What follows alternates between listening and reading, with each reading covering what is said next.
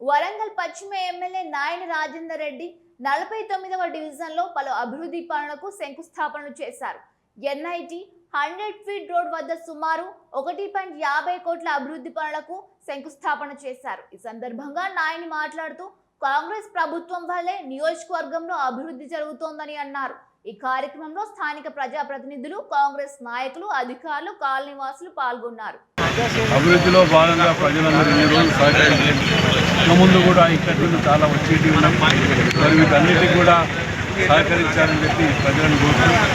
మరి అభివృద్ధి అనేది ఒకటే కాకుండా సర్ మీద కూడా 10వ తారీఖు వరకు ఎక్స్టెన్షన్ చేయడం జరిగింది.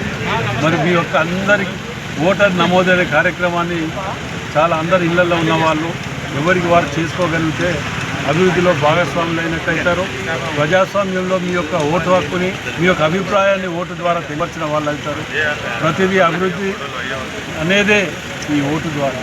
కాబట్టి మీరు అందరూ సభలో భాగస్వామ్యం కావాలి. చదువుకున్న వాళ్ళు, చదువుకుని వాళ్ళకు సహాయ సహకారాలు అందించి ఆ ఫామ్స్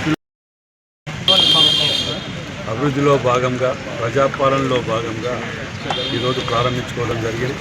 మేము ఎప్పుడు ఎక్కడ ప్రారంభించినా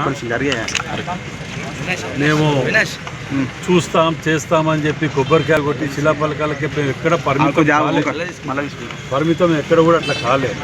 టైం బాండ్ పెట్టి వారం రోజుల, 10 రోజుల, నెల కంటే ఎక్కువ దాటకుండా పని కంప్లీట్ చేసే విధంగా చిత్తశుద్ధితోటి అభివృద్ధికి ప్రతి డివిజన్లో ఏ డివిజన్కు పోయినా 10 కోట్ల పైచీలకనే ఇచ్చినాం తప్ప కింద మాత్రం ఇవ్వలేదు.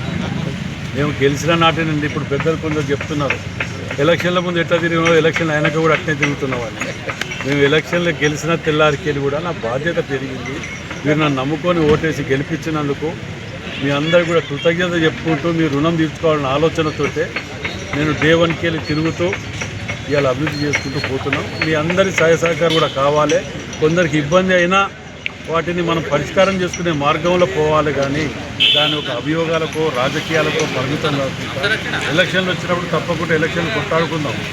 మిగతా సమయంలో అభివృద్ధి చేయుతనివ్వాలని చెప్పి మీ యొక్క సలహాలు, సూచనలు ఇవ్వాలన్నా తప్పకుండా మేము స్వీకరించి ముందుకెళ్తామని చెప్పి మనం చేస్తూ సెలవు.